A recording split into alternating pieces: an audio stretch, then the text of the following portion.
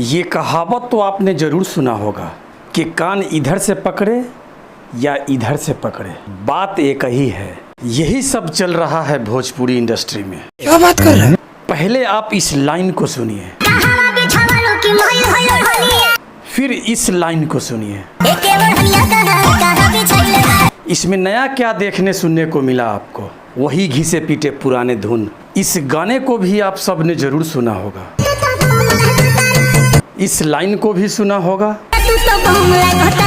ये सब नए कलाकार करे तो समझ में आता है, पर ये लोग सुपरस्टार होने के बावजूद भी इस लेवल पे आकर गाने गाते हैं। इन लोगों को जो जी में आएगा वही करेंगे,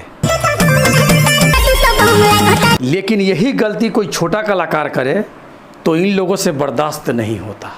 जैसे सनी पांडे, ये मैटर आप सबको याद ही होगा। क्या हुआ था इसके साथ? कुछ बड़े कलाकारों ने इनके गाने डिलीट करवा दिए थे। दूसरी गाना पर स्ट्राइक हटा दी भैया, अगर भाई के गाना बजता तो बाजे दी। आज वही इंसानियत मैं देखना चाहता हूँ। है किसी कलाकार में दम जो इन लोगों का गाना डिलीट करवा दे? सवाल ही पैदा नहीं होता। इनको जो जी में आएगा करेंगे। धन्यवाद।